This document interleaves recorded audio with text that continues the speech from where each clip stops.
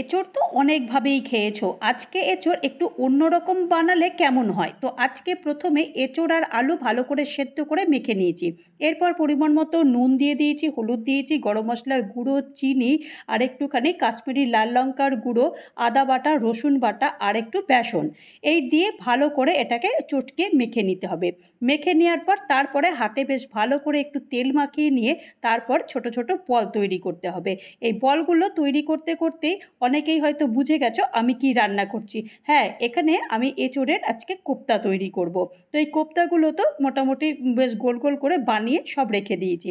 এরপর ভাজার পালা তো একটু ডিপ তেলে কোপ্তাগুলো বেশ লাল লাল করে ভেজে নিয়েছি। কোপ্তা তুলে নিয়েছি, তুলে নিয়ে অন্য একটা কড়াইতে তেল দিয়ে একটু জিরে, তেজপাতা আর একটা শুকনো লঙ্কা ফোড়ন দিয়ে একটু পেঁয়াজ দিয়ে দিয়েছি। পেঁয়াজটা ভাজার পর একটু আদা বাটা, রসুন বাটা দিয়ে দিয়েছি। দিয়ে দেওয়ার কষিয়ে নেওয়ার পর তারপরে এখানে জিরের গুঁড়ো, ধনের গুঁড়ো, লাল লঙ্কার গুঁড়ো, কাশ্মীরি লাল লঙ্কার গুঁড়ো দিয়ে ভালো করে মশলাটা বেশ কষিয়ে নিতে হবে। কষিয়ে নেওয়ার পর তারপরে এখানে টমেটো বাটা আর একটু পরিমাণ মতো নুন দিয়ে মশলাটাকে আরেকবার কষাতে হবে।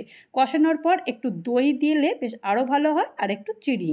ব্যাস, আর কিছুই নয়। এইবার একটু পরিমাণ মতো জল দিয়ে 2 মিনিটের জন্য ঢাকনা দিয়ে দিতে হবে। ঢাকনা খুলে ওপর থেকে ধনেপাতার কুচি ছড়িয়ে দিয়ে তারপরে এটাকে সার্ভ করতে হবে। একটা বোলের মধ্যে দিয়ে কোপ্তাগুলো দিয়ে দিয়েছি, ব্যাস তৈরি হয়ে গেছে এঁচোড়ের কোপ্তা।